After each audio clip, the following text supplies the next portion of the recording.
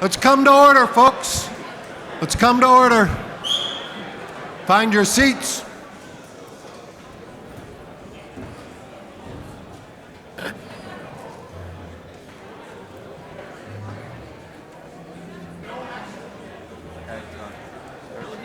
Break at 5. I'm reading the schedule right.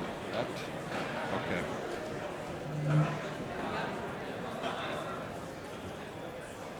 Let's find our seats so we can get back at it.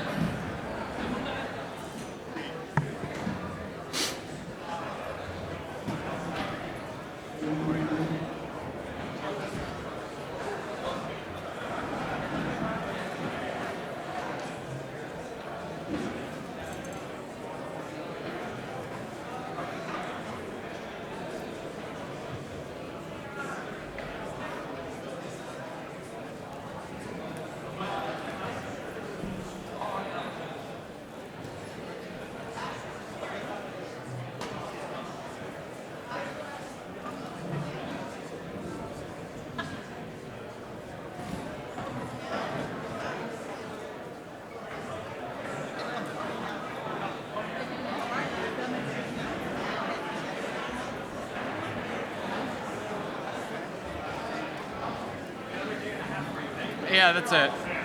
Close.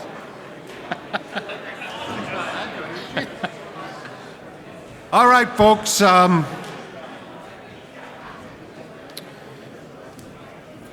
This afternoon, in what I hope will be relatively efficient fashion, we will finish with finance, and then we're going to go to 8B. I know we had said originally that that would come after a few other reports, but we have some guests with us for report 8B that's dealing with some issues of religious prosecution and other things, persecution rather. And so we're going to go to 8B after we're done with finance. I do have just one quick item to take care of. This actually came in during lunch, so it refers to some of the finance matters we were dealing with earlier from Advisory Committee 7, 1C, ground number 10. There's the recording of a negative vote. John DeVries from Classis Holland. As we had said earlier, we would just simply read the name and the classis of the registered negative vote that we had received. That was on Advisory Committee 7, Financial Matters 1C10. Now we're going to go back to the financial matters to finish up before we go to 8B. All right, we are rounding third and heading home. Under Roman numeral 3, Christian Reformed Church Loan Fund Incorporated in the U.S., materials listed there. The recommendation is that Synod receive the report of the Christian Reformed Church Loan Fund for information. So moved. Moved. It's on the floor before us. Question, discussion? Seeing none, are we ready to vote? All in favor say aye. Aye. Any opposed? That motion carries. Okay, Roman numeral 4, pensions and insurance, materials listed there. The recommendation is that Synod designate up to 100% of a minister's early or normal retirement pension or disability pension for 2017 as housing allowance for United States income tax purposes, according to IRS ruling 1.107-1, but only to the extent that the pension is used to rent or provide a home. The ground is that this meets the requirements of the IRS code and is declared annually by Synod. So moved. The motion is before us.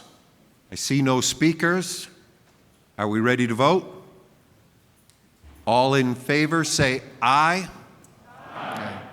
Any opposed? Motion carries. Our last item is Roman numeral 5, the response to Overture 11, to add Harvest USA to the list of CRCNA recommended agencies. That overture is in the agenda. Some background information here before I read the recommendation.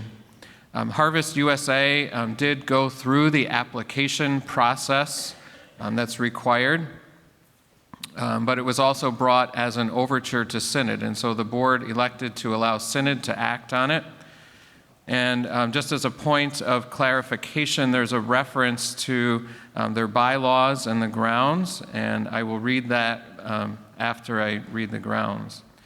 So the recommendation is that Synod not accede to Overture 11, with the ground being this, that while aspects of Harvest USA's ministries are good and needed, their bylaws, Article 3, express a view of homosexuality that is in conflict with the CRC position.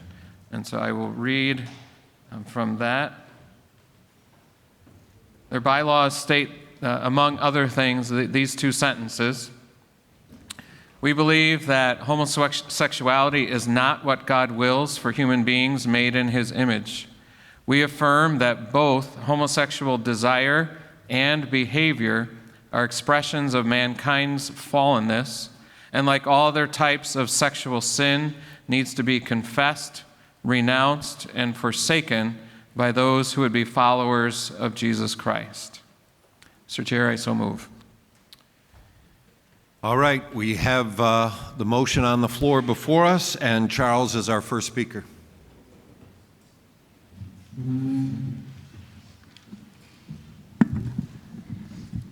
Charles DeBerg, Classes Midkota.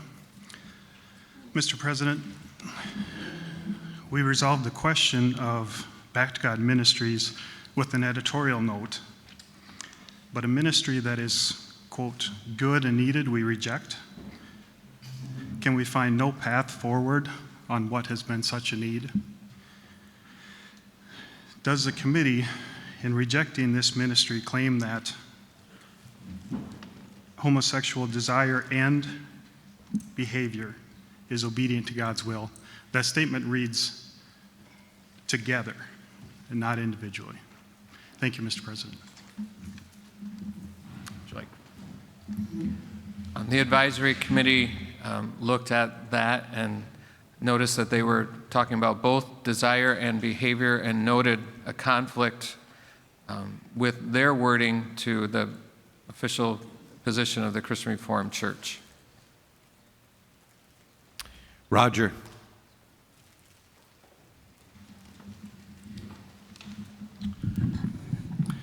Roger Sparks, Minnesota.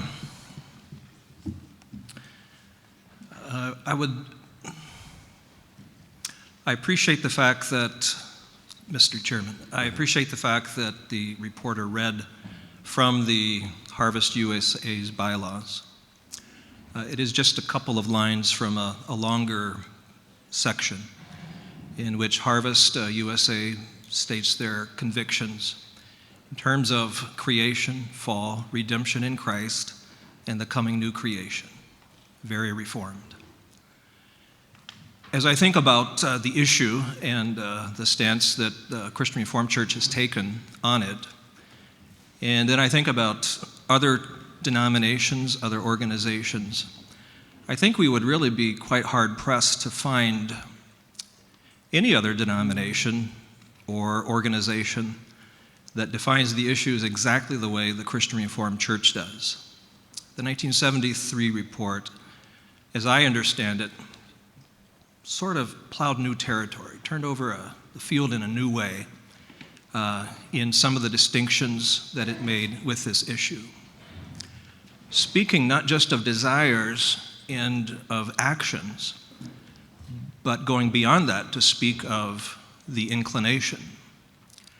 And because our Christian Reformed approach to the issue makes that distinction that the Harvest USA bylaws do not make, there is a difference, and I grant that, there is a difference. I don't think, though, that it's really a contradiction as much as it is a different way to describe the same problem.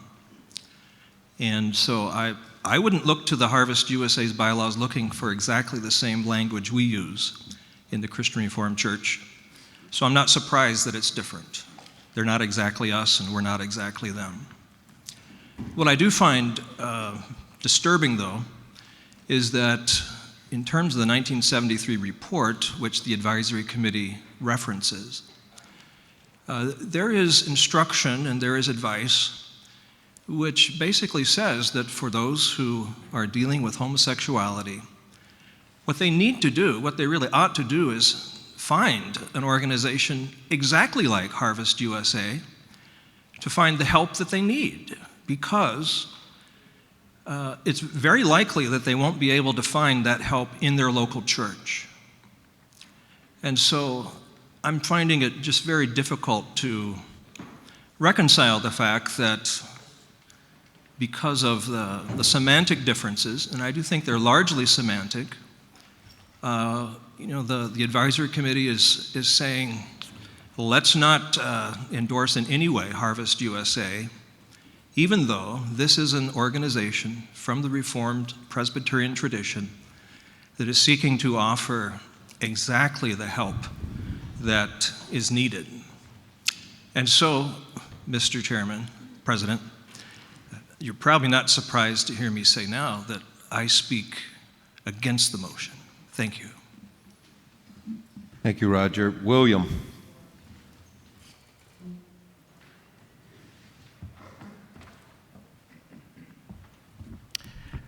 William Delman, Classis, Alberta North. I'm speaking for the motion, Mr. Chairman. I'd like to continue to read from the belief statement from Harvest USA and explain its significance. Continuing, we believe that God has always called men and women out of homosexuality or other sexual sin patterns and into the new life of his kingdom through repentance and faith in Jesus Christ. Thus, any attempt to claim, cultivate, or promote a gay identity for oneself is out of place in a confessing Christian, since it necessarily competes with the holy identity in Christ that every believer has been given and must claim by faith. We believe that Christ gives to all who seek it a growing freedom from the compulsive pull of all sorts of sexual fantasy and behavior. And the difficulty, Mr. Chairman, is that if a person self-identifies as having a homosexual sexual identity, this wording implies that they cannot be a sincere Christian, and even if they live in a celibate lifestyle. And so for that reason, I'm speaking for this motion. Thank you. I have Stephen next. Steve.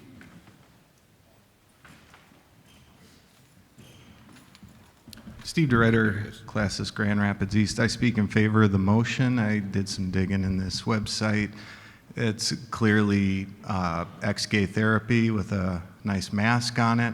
I also want to be thinking about double standards will apply later if this is a good reformed organization that we can't discount because of one sentence. That's going to come up later. Anyways, I speak in favor of this motion because it's a dangerous place to send our people who need to be ushered into the presence of Christ. Kari.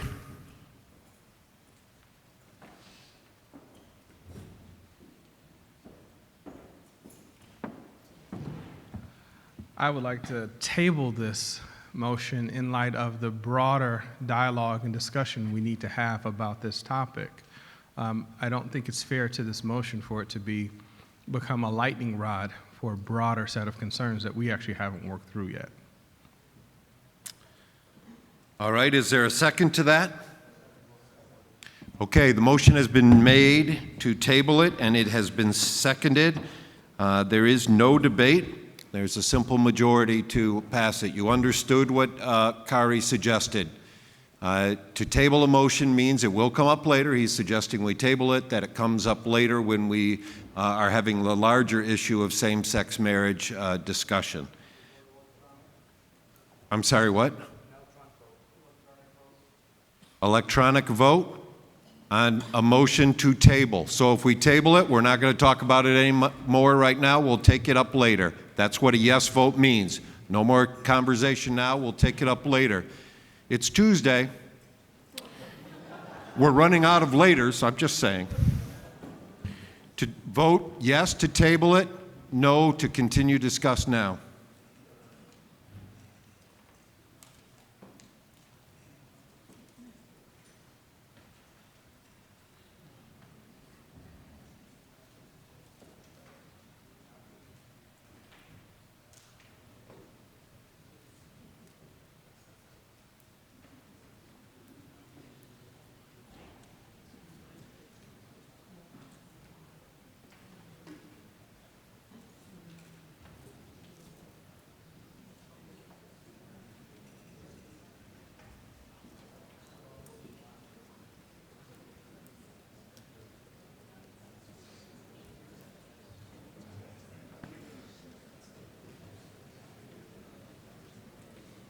think so, yeah.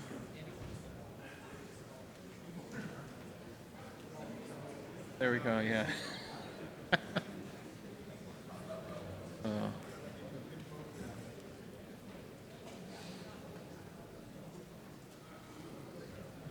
Keep voting, folks.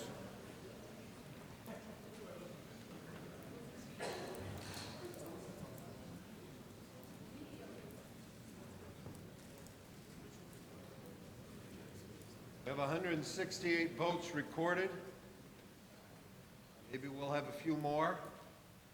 Matters, make sure you have voted if you're going to vote.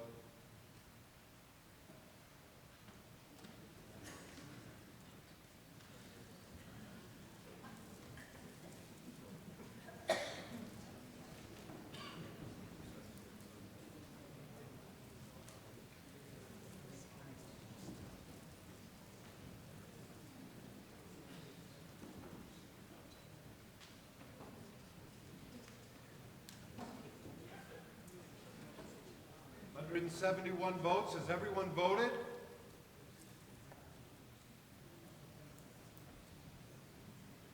Everyone's voted? All right. The motion is tabled by a vote of 86 to 85.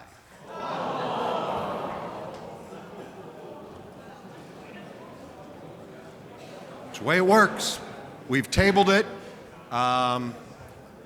We will take the matter up at another time. Drew, you're still on the clock. We're going to be adding this to your record. Yeah, yeah, thanks for that. Thanks for that. Yeah, I was about to say, that concludes my report, but sadly, it does not. We like you, Drew. We'll have you back. Well, I was just going to say, I'll be back. All right. Thank you, folks.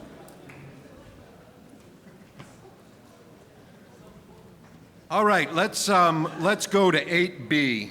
If you turn to 8B, we did 8A.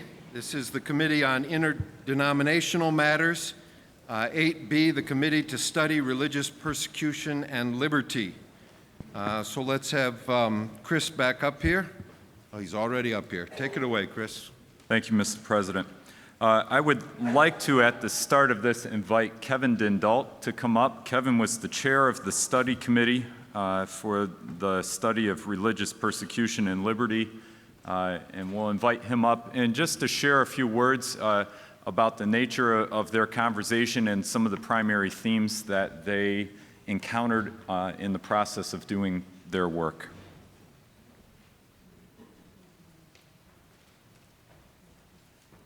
Good afternoon. First thing I would like to do actually is to acknowledge the members of the committee, and I think I know a few of them are in the building right now. So Jane Bruin, Robert Joustra, over here. Let's stand. Come on, I know you're worried about that. Yeah, there you go. Jonathan Kim, Reverend Jonathan Kim, I think is with us, yes. Dr. Jim Payton, Steve Snow, Naji Umran, who's here, yeah. Reverend Ken Vandegreen, who I know cannot be here, and Ruth Feldkamp, here. So that, all those folks comprised our committee. Our mandate came out of Classes Toronto, who said, look, the CRC really needs to address this set of questions around persecution, which cries out urgently for a response by the church. And if we look certainly over the last 10 years, 5 years, we can see how true that is. So part of what we wanted to do as a committee was, in fulfilling our mandate, and I suppose I should mention that mandate was really twofold.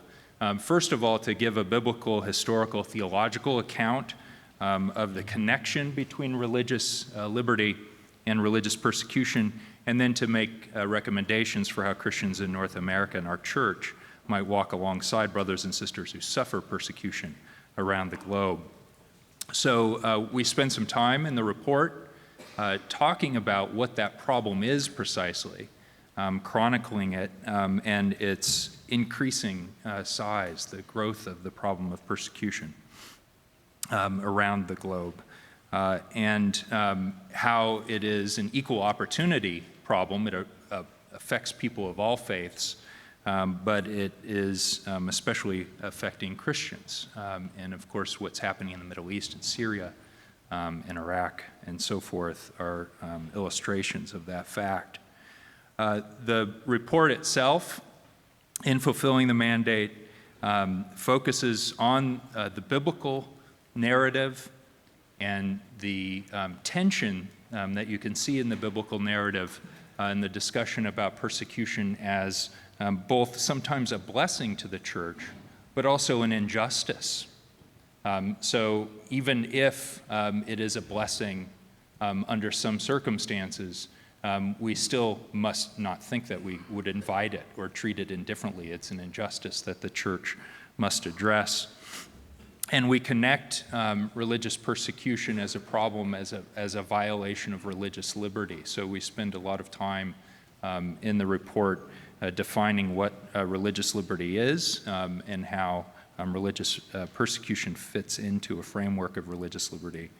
I should also mention this affects our denomination in many direct ways. We have, as you all know, field staff all around the globe. We did a survey of the field staff and discovered, though we don't have sometimes a lot of direct cases of persecution, there is a great deal of indirect exposure to persecution all around the globe. Our recommendations are really focused for the denomination, for individual congregations, for individual Christians in the denomination. We don't spend as much time talking about a response of governments in the United States or in Canada.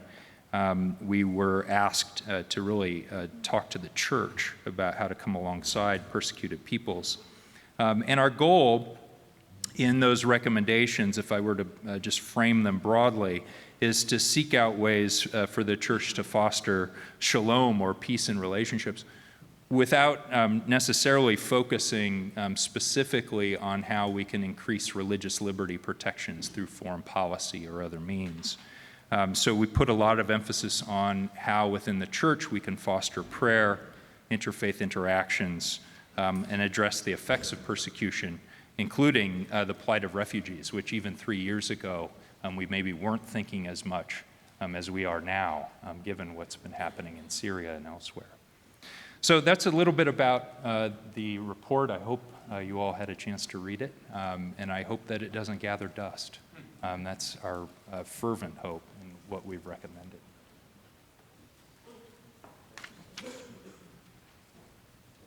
Thank you, Kevin, and to the rest of your committee for their work. Mr. Chair, our first recommendation then is that Synod encourage each congregation to appoint a prayer coordinator or team who will keep up on religious persecution and religious liberty issues, advise office bearers about developments, and foster regular prayer for people suffering religious persecution. So moved. Motion is before us. Do we have any speakers to this motion? No speakers? All right, are we ready to vote? All in favor, say aye. Aye. Any opposed? All right, that motion carries. Number 2, that Synod direct the Board of Trustees to instruct the Office of Social Justice to continue and expand the practice of urging every congregation to participate in the International Day of Prayer, devoting worship services that day to the pressing issue of religious persecution. So moved. Motion is before us. Any discussion, questions? Joan DeVries.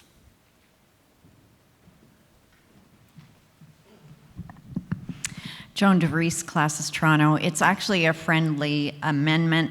I didn't have time to type it in before you called my name. So I just meant adding the words International Day of Prayer for the Persecuted Church, because that's what it's generally called. Yes. And if you just Google International Day of Prayer, you'll get varieties of things. So that was all. Looks like you agree. we would consider that friendly. Okay, a So friendly amendment, International Day of Prayer for the Persecuted Church. Yes. Any other speakers? No other speakers to the motion as amended slightly? Ready to vote? All in favor, say aye. Aye. Any opposed? Right, that motion carries. Number 3, that Synod instruct the EIRC and direct the BOT to instruct World Renew and the Center for Public Dialogue to consider their work with interfaith and refugee groups, and to strategize ways in which to communicate about the injustice of persecution with the rest of the denomination. So moved. Motion is before us. Anthony.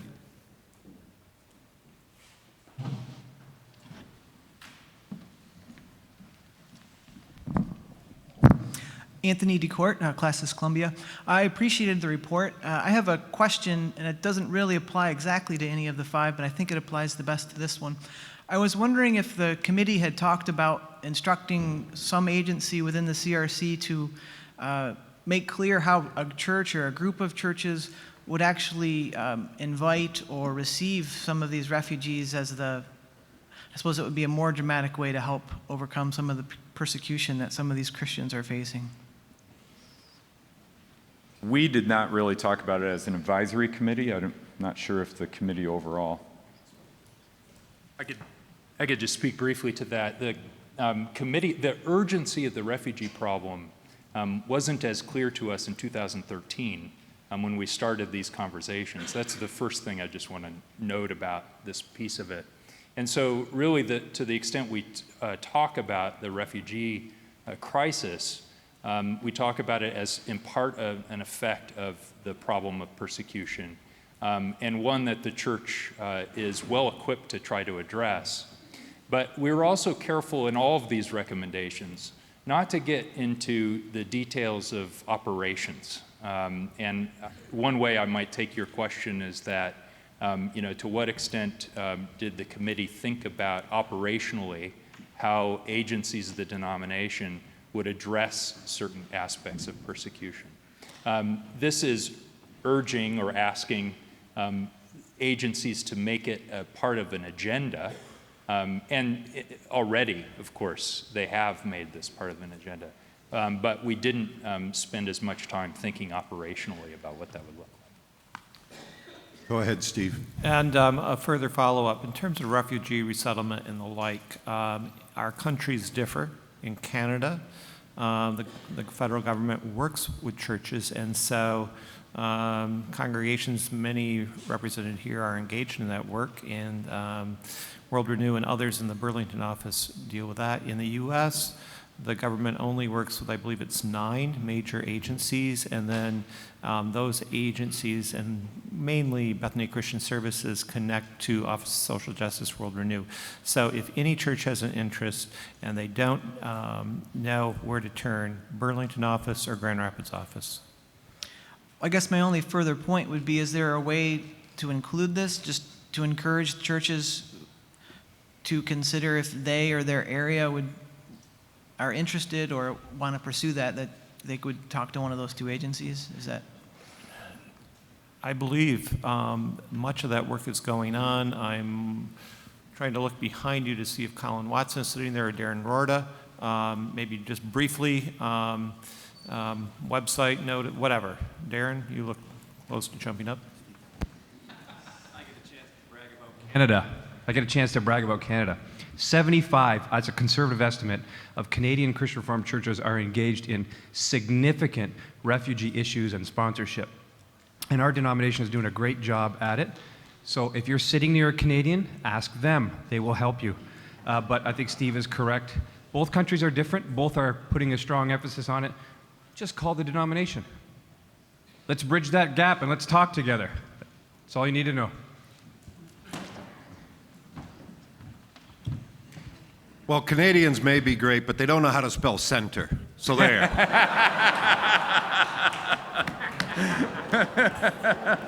Sorry, I lost my mind there. We have a motion in front of us.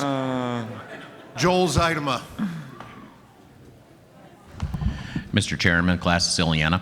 Last year, the advisory committee who received this report and gave some input to the study committee asked several things. One, that you lighten and brighten the read. I felt like you did that. Secondly, we asked that you prepare a report that could go to the world, that would speak for the Reformed community and for the broader evangelical community and the broader ecumenical community to the world about religious persecution, because there was not yet something out there from the church's perspective that could engage the broader world in regards to religious persecution. I am not seeing in the recommendations anything that take the content of this report and broadcast it beyond kind of our structures and wherever our structures work. What happened to the get it out there thing?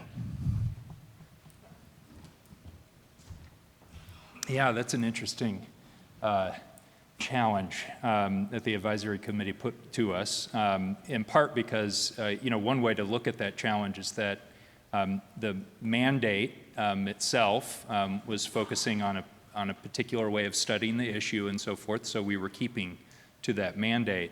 Having said that, there are built into the report, I would say, even if they don't show up in the recommendations directly, a number of things that the committee did, and here it's going to sound terribly shameless because Rob Joustra and I wrote a short book, a Calvin short, on religious persecution in the church. Hey, we got a thumbs up. We've got a buyer. So we don't get any royalties out of this, just to be very clear. But that was an effort, a very intentional effort by the committee to say, can we write some things up that we can push out to a broader audience? And if you read that little book, which is 60, 70 pages, something like that, maybe not even that, that book doesn't say anything about the Christian Reformed Church or particular kind of theological framework even, but it does try to speak broadly to Christians of all kinds to think about how we might how do we imagine or frame what persecution is, and then what can we do about it. And so that's one thing. We also have a Bible study that's going to be coming out that would be broadly usable. It's not quite on the website yet, but it would be appropriate for a broader audience. So there have been efforts by the committee to push this out, but you're right, it doesn't come out in the recommendations themselves. Maybe we just weren't trying to be as shameless as I just was. Newsweek, CNN, I'm thinking big and broad, because the world does not yet know what is happening to Christians. You wrote something that could tell the world, and we don't have a plan for getting it out that broadly. And that, to me, is the missing piece in the recommendations you heard last year as you brought it to be reevaluated. John DeVries. John DeVries, Classes Holland. I submitted an amendment which would be a separate recommendation. So I'm not sure if now is the best time to speak to that, or when that might be. An amendment to this motion? An amendment. Or you want an additional motion of recommendation? Right, exactly. Wants to add a recommendation that's not here, not amended. You want to add a recommendation that's not here yet? Right. So exactly. So I had forwarded it, but I'm not sure if it's... All right, so let's wait. Let's vote on this motion. In fact, let's take all the motions and then we'll consider that. Thank you. All right, so the motion before us is motion 3. I see no further speakers. Are we ready to vote? All in favor, say aye. Aye. Any opposed? That motion carries. Number 4, that Synod direct the BOT to ask the Office of Social Justice to ensure the collection and distribution of up-to-date information about persecution to CRC congregations and to those who join the OSJ network. So moved. The motion is in front of us. Chelsea?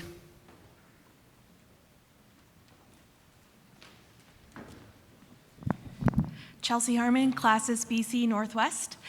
I speak in favor of this motion, but I'm just wondering if there's a reason why information on religious liberty is not included. In particular, 2 years ago, the city of Nanaimo had some issues with the Christian community that fell, and the church decided to respond to as a matter of religious liberty, which then other people tried to turn into a matter of religious persecution. And so it would have been really helpful to have had a one-page website that I could have sent them to that kind of just describes the differences between those and how we can think through those differences like you do in the report that I could have sent with the email that I had to send to my entire congregation trying to get them to calm down. So I don't know if that's something that's implied that I'm asking if it's implied.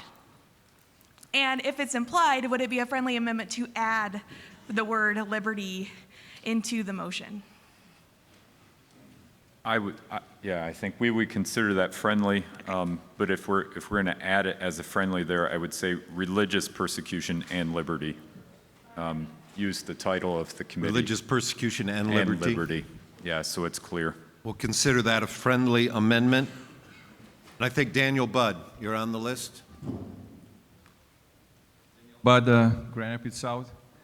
I just have a question about the limitation to CRC congregations and those who join the OSJ. Are they, like let's say you are a missionary, a CRC missionary, you don't have a congregation, why did you limit that? The Office of Social Justice is frequently and already has mechanisms in place to communicate with congregations. So we were really, in some sense, saying utilize the resources and communication mechanisms you already have, and that's where we were indicating it. And are you expecting to have the same staff or somebody else to do it, or just add to their responsibilities, or how do you imagine that? I would assume it's simply adding into what they are doing. But it will not be more staff, Steve says. So, okay. But we are directing the BOT to ask OSJ. So there is room for OSJ to talk with the board as to how best to go about this with the resources they do have. I don't think I have any other speakers. Are we ready to vote? Nope.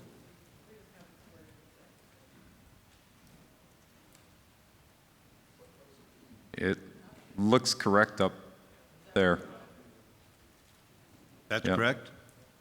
For up-to-date information, that looks correct to me. Okay, good. We're ready to vote then? All in favor, say aye. Aye. Any opposed? All right, that motion carries. Should we hold off on number 5 since it's to accept the report, or would you like to wait for John's additional?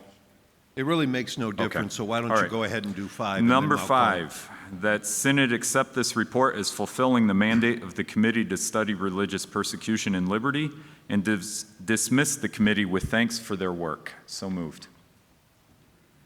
Been moved, it's on the floor. I see no, Hendrick, sorry. Classis Toronto.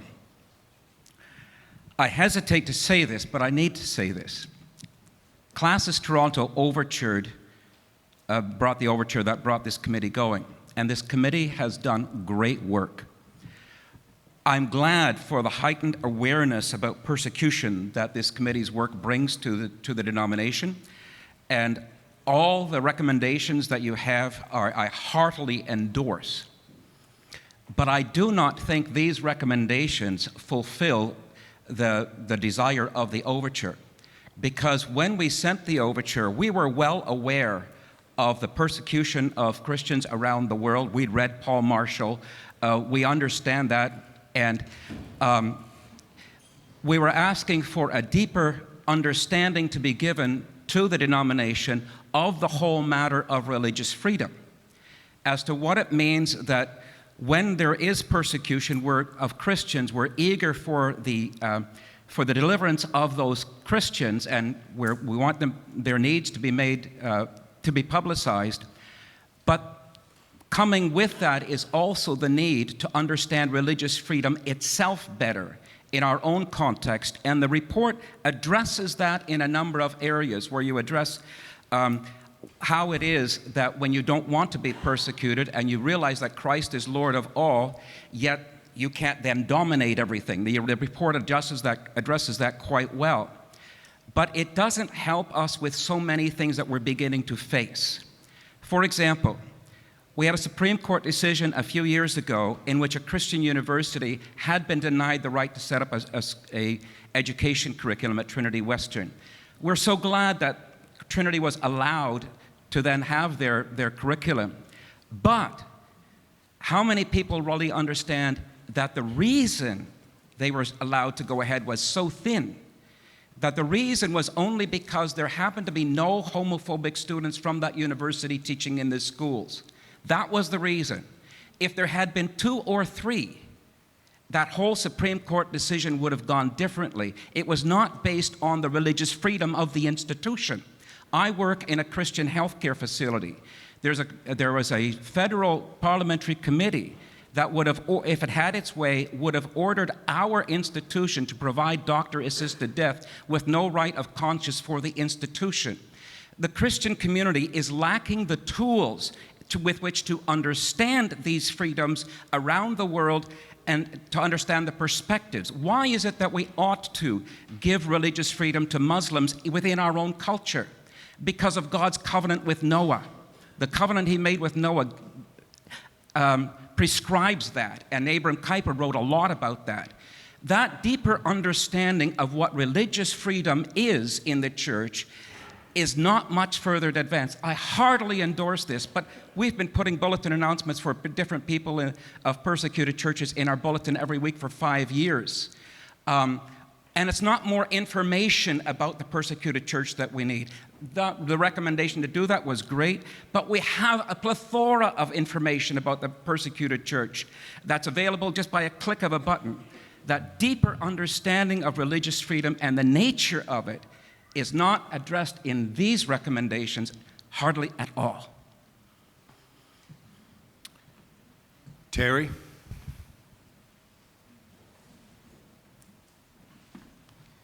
Terry Woodnorth, Atlantic Northeast.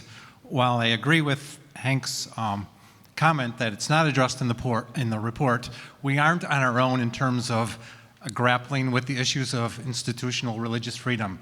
I just completed service on the board of the Center for Public Justice, and the Institutional Religious Freedom Alliance is now a division of the Center for Public Justice. In fact, some of their staff and fellows are on campus talking about pluralism with Jamie Smith this week, the same time we were doing. So we're not on our own. I urge you, if that's an issue that you're concerned about, look up the Institutional Religious Freedom Alliance. No other speakers. Motion 5, I think we're ready to vote. All in favor, say aye. Aye. Any opposed? That motion does carry. And John DeVries, would you like to make your motion now? Yes, John DeVries, Classes Holland.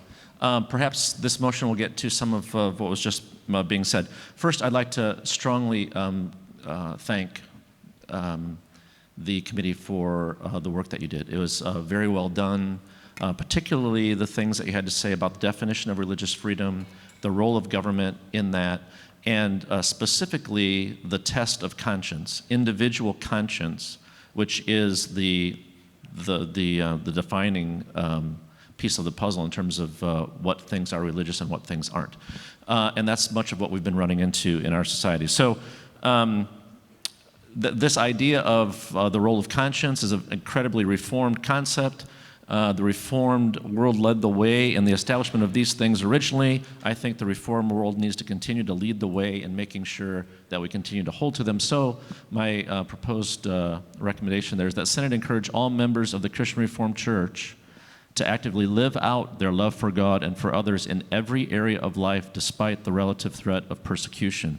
I think the members of our churches in business or in other kinds of organizations or aspects of life have a chill descending upon them because they are afraid to live out their love for God and for others because of the persecution that might come upon them. And I think our voice has been a little silent about that. There are other overtures that we will be dealing with that seem to accept this kind of resignedly as, yeah, that's the direction our society is going, so that's the way it is. But I would strongly encourage us to strongly encourage our members to live out their faith in every area of life. All right, we have amendment. Did I hear support? All right, the motion is in front of us. It's been supported. We are beginning to get a list of speakers. Adrian.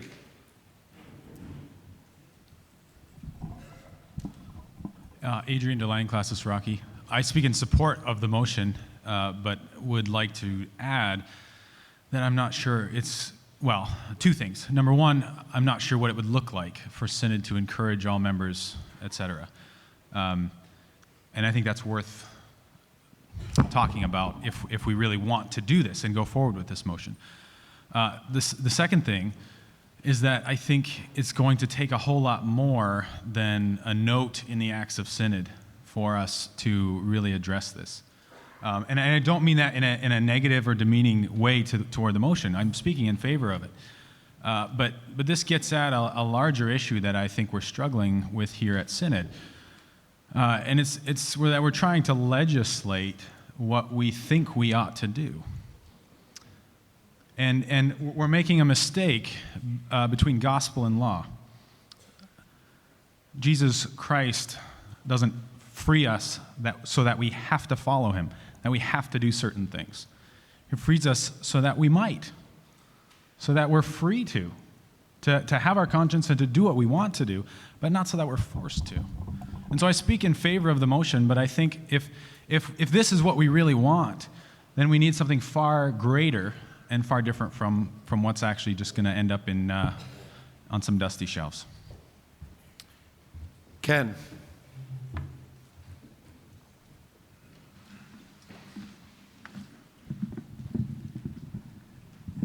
I want to speak in favor of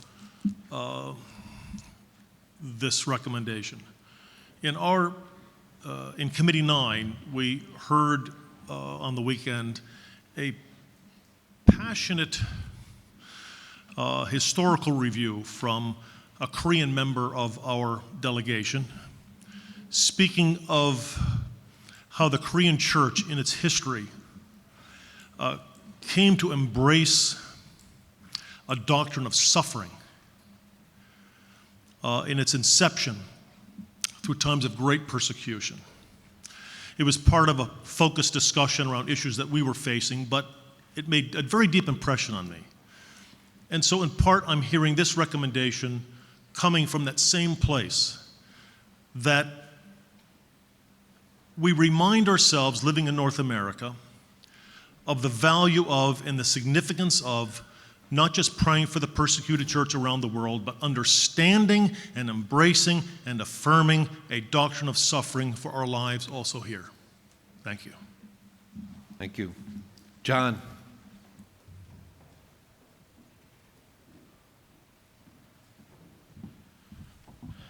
John Caicedo, California South. I don't know if we are living in the time that we need to encourage our people to love others. This is something that we need to do, that we have to do, not because we are part of the Christian Reformed Church. It's because we are Christian. That's it. Andrew.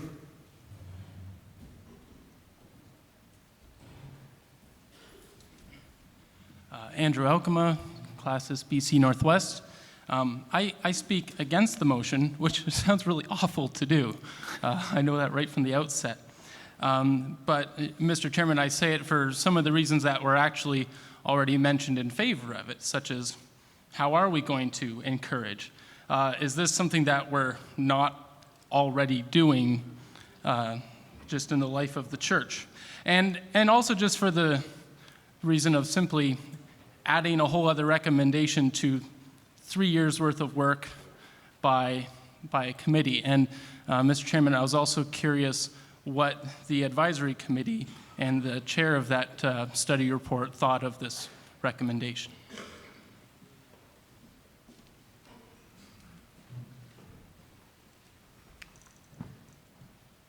In our committee, we talked about this. It had a context. We had fraternal delegates who came to us, and we invited them to share with us their stories. And we took time to listen to them, and we asked them, tell us what it's like for you. We asked them to tell us how you connect with the Christian Reformed Church in North America. And finally, how would you like us to pray for you? And that totally shaped the discussion. It shaped the stories that we heard. And we heard firsthand accounts of the persecution that our brothers and sisters are experiencing, especially in West Africa and also in Egypt, where there were churches that were burned. And so there was a real awareness in our committee that this is something that's being dealt with. And so when it came up to us, it was basically, the motion came, let's adopt this the way it is. We don't have to change it. So we weren't thinking very much about what more could we do. We were just saying, this is a serious thing. They've given us a great gift. Let's just take it and run with it. So when I look at this, I'm like, okay, it's a nice thing to do. I don't have any opposition to doing it. Does it really change the intent of the report? Absolutely not. Considering more about religious liberty would probably be a good thing, but I thought there were some great thoughts in there. And as you can see in my uniform here, I serve as a chaplain in the United States Air Force, and we think about that because our responsibility is to make sure that every person has a right to freely exercise their religion, and also make sure that no religion is seen as the established religion of the United States of America. So I think about those dichotomies and what that means in a pluralistic setting a whole lot. And I felt that this report gave me some really good food for thought in that. So that's my thought. Chris.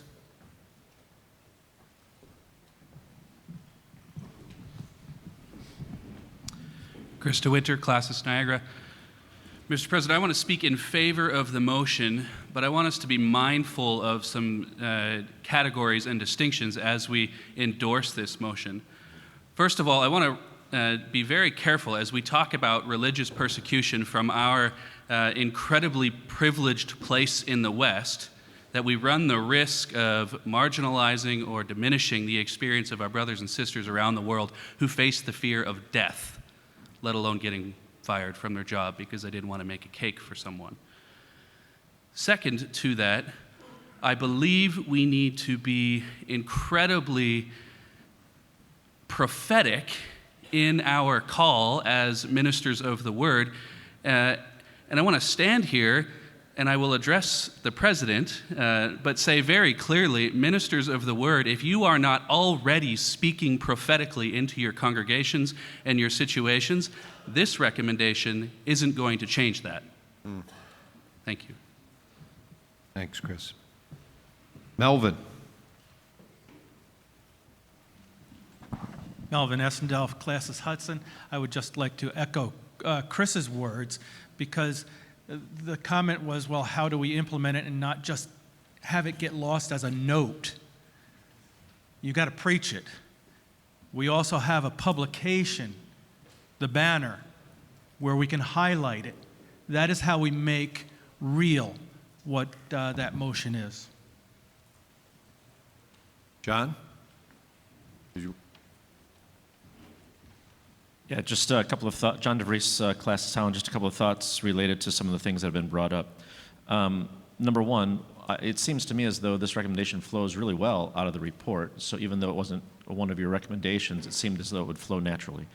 It also seems as though it may address some of the original desires of those who submitted the overture in terms of help give us some direction. I know that it does not give us a plan for that, but even to be able to say to our members, do it, is incredibly encouraging for people, particularly now.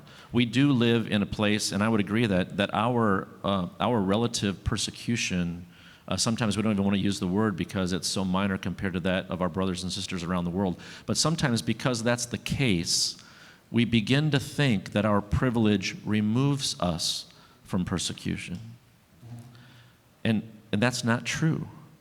We have to be, I mean, it might not seem like a lot to lose your business because you wouldn't bake a cake in comparison to somebody who lost his family. But be that person who's going to lose your business. And it becomes a whole lot more real.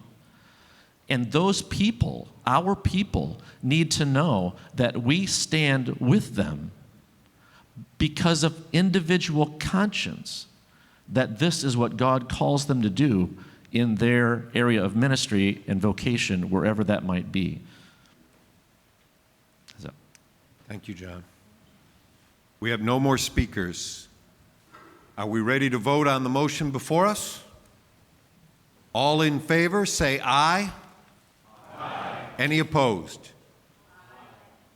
That motion carries.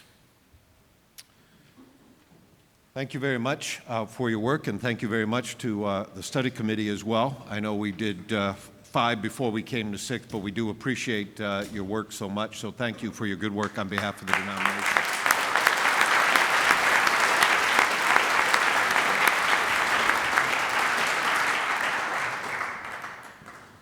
All right, way back this morning I said we'd do 7 and then we'd do 2A. Well, we're up to 2A. Now, I grant you, we stuck 6B in there, but 2A.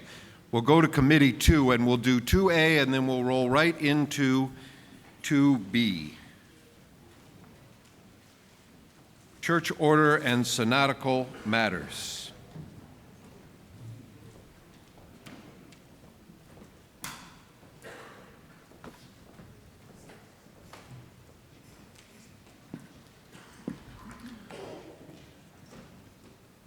Jonathan Sprunk. I'm the reporter for our committee, Advisory Committee 2. Earlier, our colleagues mentioned that finance is equivalent to the synodical Greek.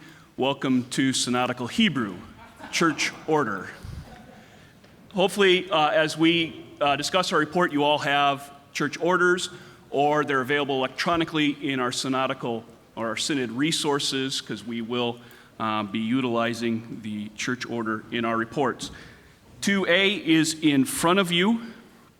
Our first recommendation, and this is related to what is in the Board of Trustees. If you want to turn directly to the report in our agenda, it is page 26. The recommendation we have here is that Synod approve the interim appointments made by the Board for synodical deputies and alternate synodical deputies, as well as to the agency boards as needed. So moved, Mr. Chairman. It has been moved. The motion is before us. Any discussion on that motion? I don't see any speakers. Are we ready to vote? All in favor say aye. Aye. Any opposed? That motion carries. All right, the next item, and this basically fleshes out the much of the report for 2A, is the recommendations that came to our committee from the committee reviewing Church Order Articles 82 through 84. This material can be found in the Board of Trustees supplement that was sent out after the agenda had been done.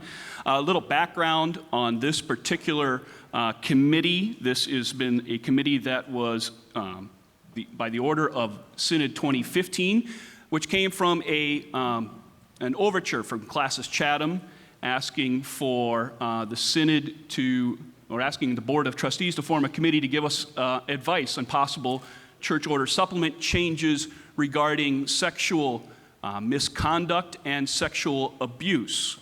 The Board of Trustees formed a committee. That committee is represented as you see in the appendix. The committee is Colin Watson from our denominational headquarters, Bonnie Nicholas from Safe Church Ministries, Cecil Van Nieuwenhuis from Pastor Church Relations, and Kathy Smith as faculty in church polity advisor. And so we had a few members of that committee visit with our advisory committee and talked about some of the rationales behind some of these changes. And so we as a committee have recommended these changes to the church order supplement that you see before you. A reminder on kind of the protocol for this: church order supplements are approved by a synod. It is not changes to the church order itself. These are changes to the supplements. And so let us look at the recommendation 2, that synod adopt the report of the committee reviewing church order articles 82 through 84 and their supplements, and its recommendations as outlined in the following. And then A, and then you see here that synod adopt the following proposed changes to the church order and its supplements. The proposed additions are in italics, and it is one big recommendation. But, Mr. Chairman, I was wondering if I could just as we vote on these, we'll just do it from one bolded section at a time. Yeah, go ahead and present it just how you'd like us to vote on it. So then I'm going to just present each one for a motion as the bolded section. So I'll just read these out loud. First, proposed changes to supplement Articles 82 through 84. New sections A and B indicated by italics. The former sections A through G would remain unchanged and would be relettered as sections C through I. A, administrative leave may be imposed without prejudice by the council in order to investigate allegations of deviation from sound doctrine or godly conduct. Ordinarily, compensation and benefits would continue, and any duties to be performed during the leave would be specified by the council. All suspensions and administrative leaves are temporary. The ground being this statement offers administrative leave as an option for cases in which an allegation has been made but guilt or innocence has not yet been established. In addition, it explains the temporary nature of these actions. And just a verbal note on that one, a lot of what we're going to be talking about in these next motions deal with the matter of sexual abuse and sexual misconduct, but this particular case here does not necessarily mean sexual abuse or misconduct. It is covered under deviation of sound doctrine or godly conduct, and you can insert whatever, or you can imagine anything that may qualify under those grounds. Continuing on, B, office bearers who confess to or are determined to be guilty of sexual misconduct will be considered guilty of deviation from godly conduct and worthy of discipline. The ground, this statement acknowledges the serious nature of sexual misconduct by a church leader and the damaging impacts it brings to individuals and to church communities. And then you see there a new section J, indicated by italics. When a minister resigns under discipline or to avoid discipline, he or she should be released from office per Article 14-C, noting that the provisions of Supplement Article 14-B also apply to Article 14-C, especially in these situations. And the ground here is this addition provides a cross-reference to Supplement Article 14 and will aid churches in dealing with situations of resignation. So moved. All right, it has been moved. It's in front of us. Just so you understand, we're voting on the proposed changes to supplements, Articles 82 through 84. Just this first bolded section, then we'll go on to the proposed new supplement, Article 83. So just this first bold section. It's before us for discussion. Daniel. I don't type as quick as I'd like, maybe. I was hoping this would be a friendly amendment, but under point A there in the italics, it says ordinarily compensation and benefits would continue, and I am really, really uncomfortable with that ordinarily. It seems to me that it provides a whole lot of leeway for interpretation, whereas we are claiming that guilt or innocence has not been determined. And so if that has not been determined, and if we, like the idea of innocent until proven guilty, it seems to me that that should not be an ordinarily. It should just simply be compensation and benefits would continue.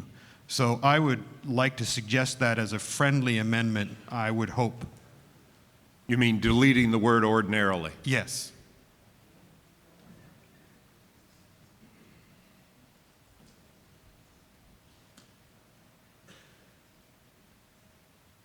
I'd like to, if we can ask the members of the committee that possibly are with us, if I can ask for Bonnie or some of the committee to give us an understanding perhaps of something that we may not miss.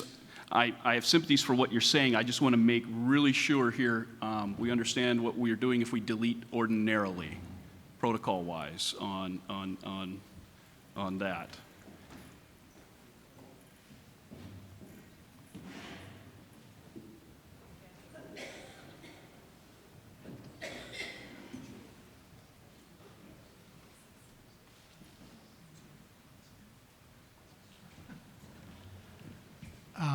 Cecil Van Eenhuis, just a quick consultation together. Cecil, Yes. will you just tell us what organization you're with, please? That gives me a lot of freedom. With pastor-church relations. No, resources. Oh, pardon me.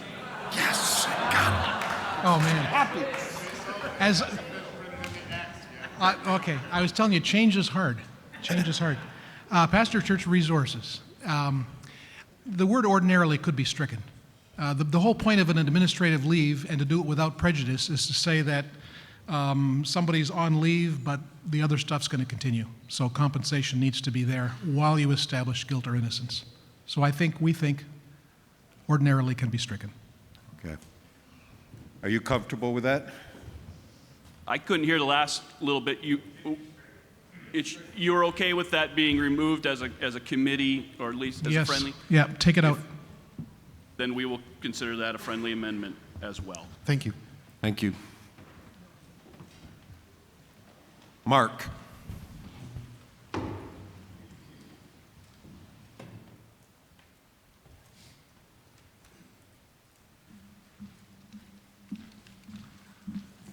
Mark Hubbard, Classis Lake Superior. Are we just on A, or are we on A and B? My comment is more directed to B. Oh, yes, the whole. A, B, and J. Okay. Are together. In section B, is it possible for that to come up? Thank you. Office bearers who confess. I somehow would like that to be separated from and being determined to be guilty. So if a person confesses, how is the church to respond? And then maybe give explanation of what the discipline is in both cases. I don't know what am I supposed to make a Well, I try to say, I'm confused as to what you're asking for. Well, our church, Bridgewood Church in Savage, Minnesota, is actually encountered a lot of this in our congregation. And we are seeing true transformation of people who are making confessions, and I'm just worried about if congregations are to see this, or somebody who is seeking to confess, how would they respond, being concerned about this discipline?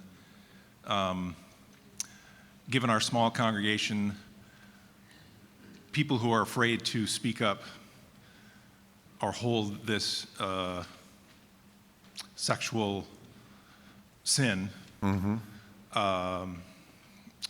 quiet, or to keep it separated, keep it hidden. Okay. You have a response? I guess it outlines its office bearers. It's giving the two different things that could happen: those who confess or those who are determined to be guilty, and is holding it to this standard that it is a deviation of godly conduct and worthy of discipline. It is what it says it is. All right. I just wanted to put that out there for Okay. discussion. Thank you. Thank you. Bill Viss. Bill Viz, Pacific Northwest. Just a question for clarification and certainty. We're amending the supplement and not the church order, so these are effective immediately. They do not need to be proposed. I just want to confirm that. That is what I was under the understanding. Thank you. John. John DeVries, Classes Holland. Just a question of clarification at this point. Item B, when we state that will be considered guilty of deviation from godly conduct and worthy of discipline, help me understand the word worthy. Does that mean that discipline will be initiated, or does that mean that it establishes a situation where discipline is an option? I would interpret that to be it is worthy of discipline. A discipline ought to happen. So discipline will happen if someone confesses to one of the things that are listed later on in the. And I know we're taking these one section at a time, but I think if I add the sections together, if someone does confess to any of the things listed later on, they have no opportunity to ever be reinstated. Is that correct?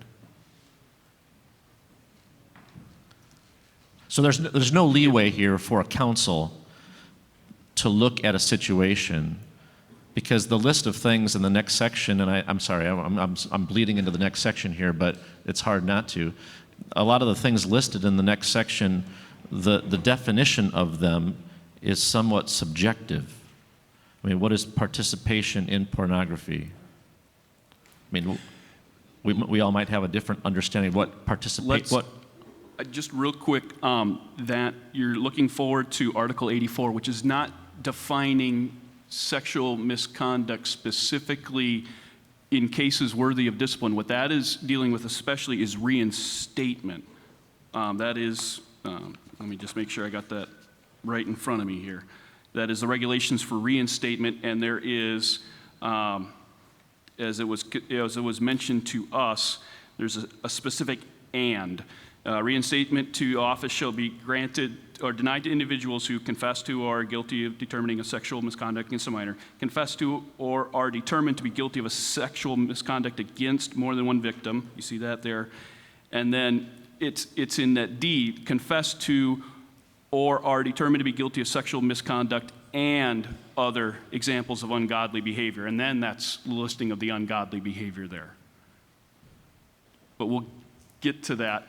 Okay, I guess for now, I would just say if being worthy of discipline means that it will happen necessarily without any opportunity for a council or even others that are brought into the situation to make some quantitative conclusions about what the situation really is, I would speak against this motion. Rob.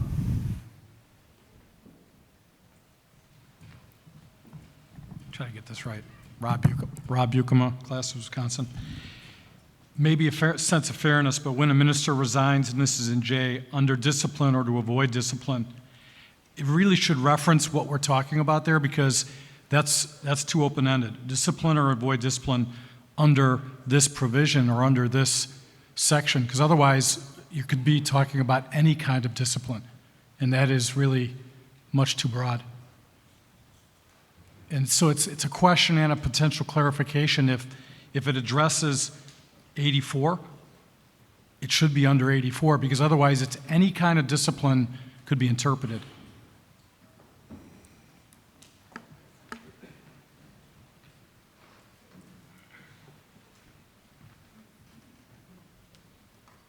I guess I'm trying to figure out what exactly you're stating there, so that You see under J, it implies that it implies because it follows another section, but it's too open-ended. It just says discipline. It doesn't say discipline for what purpose. And if it's for sexual misconduct, then it should say under this article or under this section, under this provision.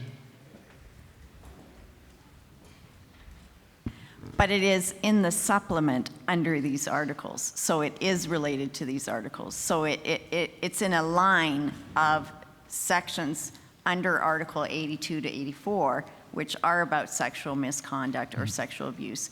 And so the intent here is to cross-reference it with Article 14C, but it is specifically dealing with these instances, which are Article 82 to 84. Yeah, and it's not a criticism at all. It's just when it doesn't reference it specifically, someone could interpret it as just any kind of discipline. Yeah. Joe?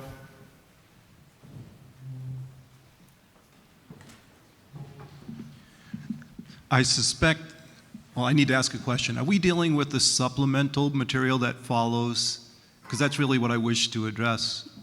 And I'm not sure because one of our previous speakers kind of jumped ahead to that, but are we dealing with everything? I believe we are just dealing with sections, supplement to the Articles 82 through 84. Just that first bolded section. The first section through what we have up on the screen, but not those proposed new ones? Correct. Thank you. Thank you. Daniel.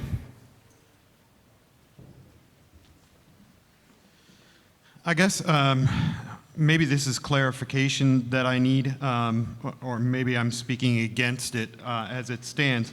It seems to me that if someone confesses various sins or whatever, like someone confesses that he lied to his wife the other day, that we don't take the kind of action that we're talking about in removing them from office or disciplining them in some other way.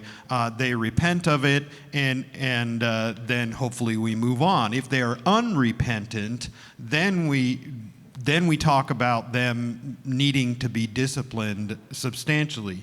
And so I suppose I would be more comfortable with this if it said something like office bearers who confess to or are determined to be guilty of sexual conduct and are unrepentant will be, or something. I don't know, because it seems to me that you're opening a door to punishing people for things that they really seek to desire and change. If we had a struggle, for example, with a pastor who it turns out he confesses that he's an alcoholic, would we then immediately remove from office or exercise discipline upon him, or would we help him to recover? If we have a pastor or an elder or deacon who is addicted to pornography, would we automatically discipline them, or would we help them to recover? As it stands, I would speak against this. Thank you. We have a couple of faculty advisors on the list, and they take precedent because they simply serve us with advice. So first, Ronald Feenstra, and then Kathy Smith.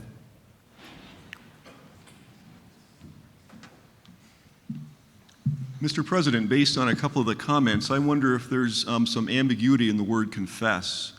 And I wonder if the word admit would be a better word in that context.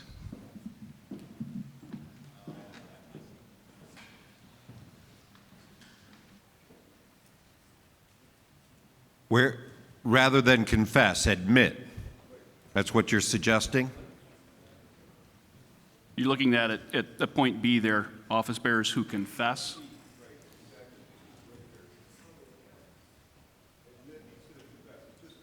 Any emotions, but it's just a thought that maybe there's an ambiguity that's confusing folks. Kathy? Allow me to make a couple of comments as somebody who was part of the committee that developed these recommendations. And I think hopefully this will clarify some things for people. So the church order articles are the general principles, and then church order supplements give specific provisions, okay? So in this case, we're talking about special discipline of office bearers. And Article 83, the church order article, says special discipline shall be applied to office bearers if they violate the covenant for office bearers, are guilty of neglect or abuse of office, or in any way seriously deviate from sound doctrine and godly conduct. That's the general principle, okay? This recommendation, I'm looking at letter B, is giving some specificity to that for situations that involve sexual misconduct. The general principle is for any kind of ungodly conduct or unsound doctrine. So the proposal is that office bearers who confess to or are determined to be guilty of sexual misconduct will be considered guilty of deviation from godly conduct and worthy of discipline. It's saying in these cases, then Article 83 does apply. People are worthy of discipline. However, the way that discipline is administered is done by the local church council. So how they decide to deal with a person, how they address matters of repentance, and all of that is up to the local council. They're worthy of discipline. It doesn't mean anything automatic as far as specific applications of discipline. And then I also want to address the idea or the language of confess to or are determined to be guilty of. That is language exactly replicated in the supplement to Article 84. And so that's why the language there was chosen, because in Article 84, which is about after someone has been deposed from office, can they be reinstated? The supplement to 84, Article 84, says in certain situations, reinstatement is not possible. And you can read all of those, and they proceed with that language each time when a person confessed to or is determined to be guilty of sexual misconduct, and it gives a list of situations. So that's why the language is there. So I think that the word confess probably is good to use because it's replicated in the next supplement. Thank you very much, Kathy. Andrew. All right, what she said. Adrian. Adrian DeLang, Classis Rocky. I was on the study committee that studied this, but I speak in favor of the motion, in part because Scripture teaches us that we have a responsibility for the least of these.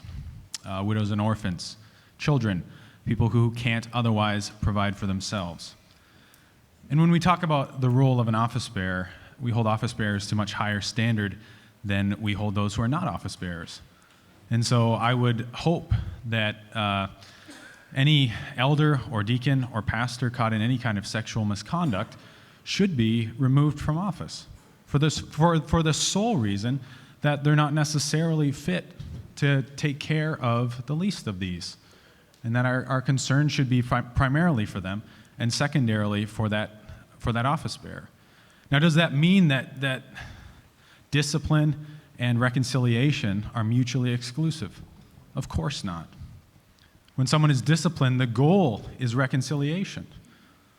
But there also is a difference, Mr. Chairman or Mr. President, between forgiveness and trust.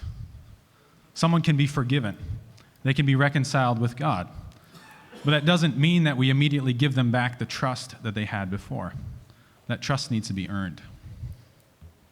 Thank you. Kari.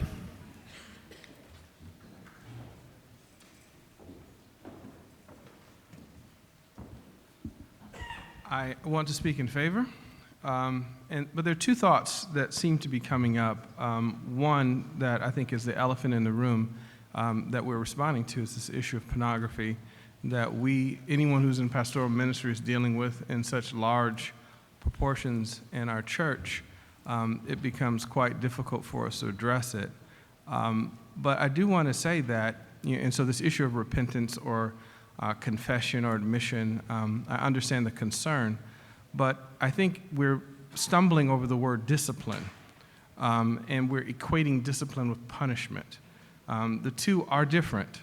And so the fact that one warrants discipline or instruction so that we can adhere to a standard of righteousness, I think is indeed appropriate. And so I just want to say that. Thank you. Mark.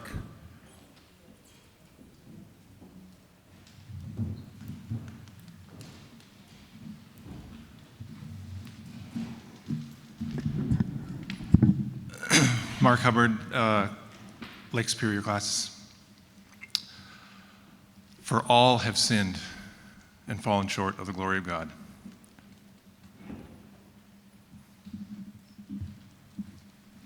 Thank you. John.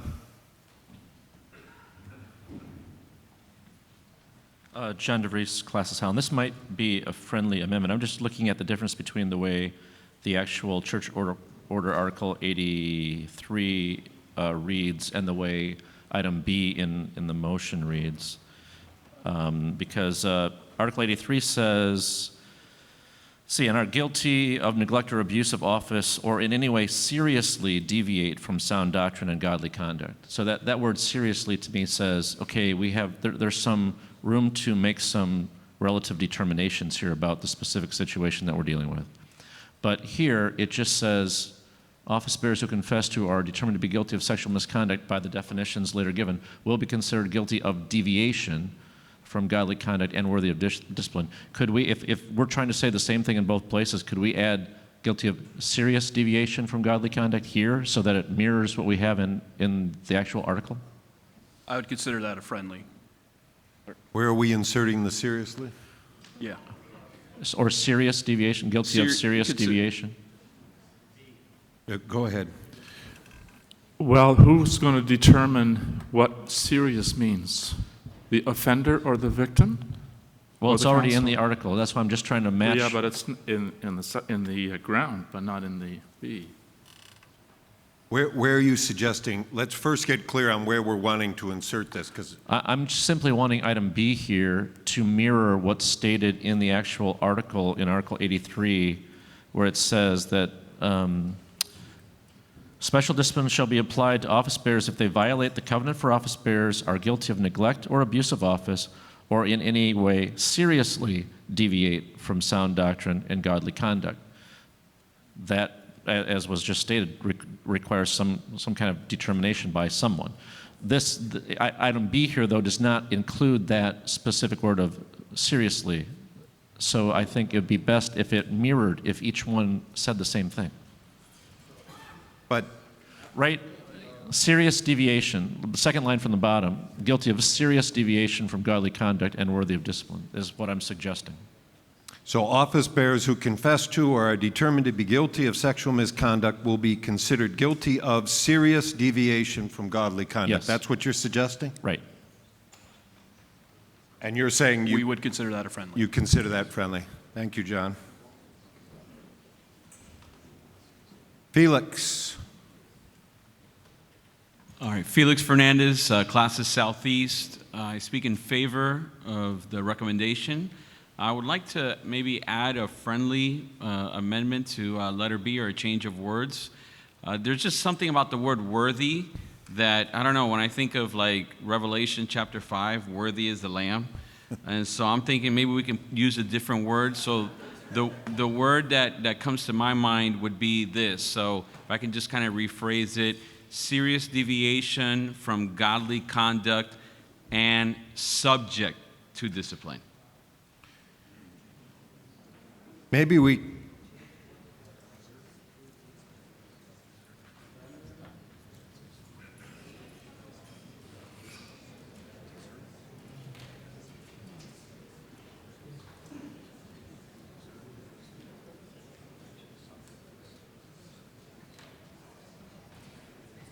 My difficulty is that it seems to introduce a different notion of what the word worthy is implying. Worthy means that they've, the way I would read it is worthy is that it is conduct worthy of discipline. It is something that is doing that, deserving of discipline. Subject is implied. Kathy Smith, could you help us here?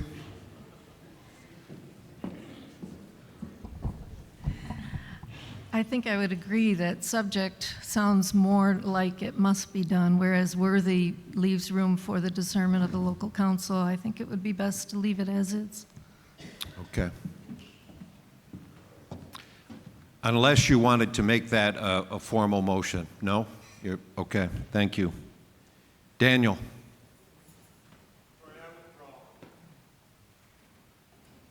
Derek. Derek Bukema, class of Chicago South. I'd like to call the question. Question is called. I think we know by now what that means. It's not debatable. All in favor of calling the question, say aye. Aye. Any opposed? Really? Okay. Let's have some. Russell.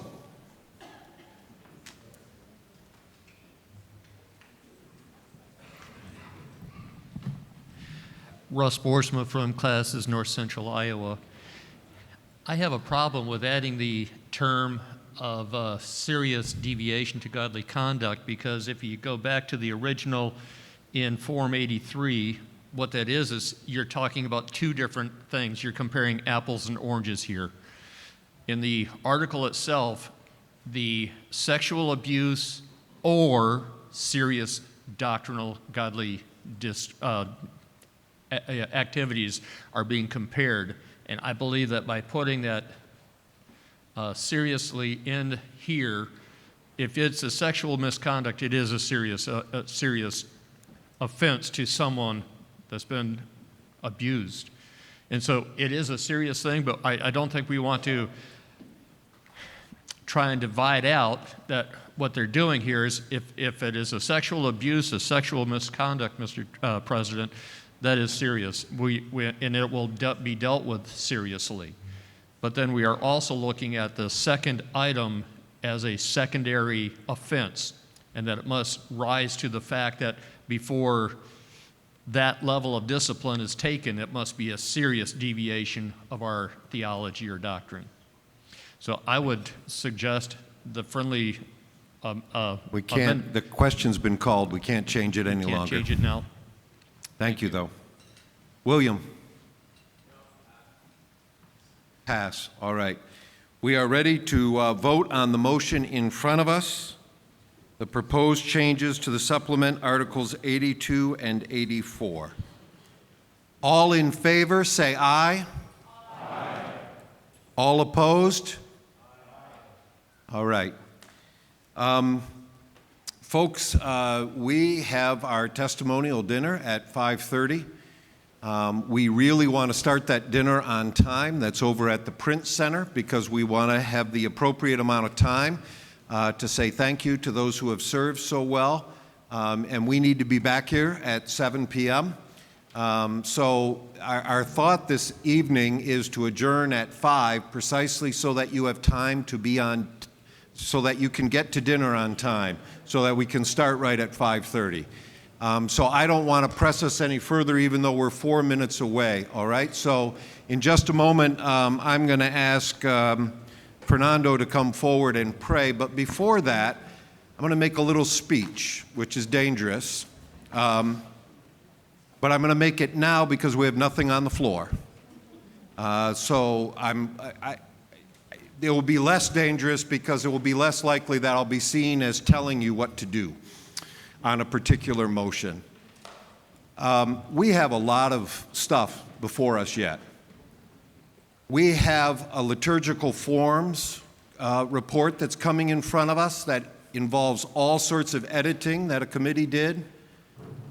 We have the issue of the Belhar coming before us yet, with majority and minority reports. We have same-sex marriage report coming before us yet. We have doctrine of discovery coming before us yet.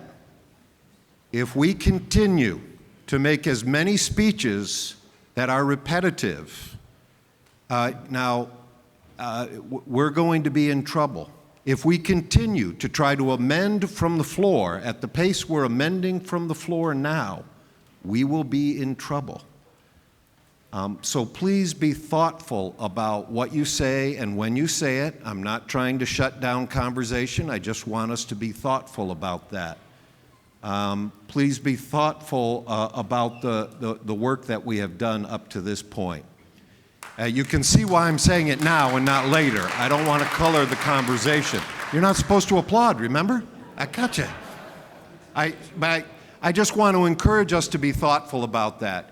And it gets harder when we get to the really difficult items, because that's when you really want to speak. I get that. So just be thinking about that as we prepare for future conversations as well. We are ready to adjourn again, 5:30 for the testimonial dinner over at the Prince Center. And Fernando,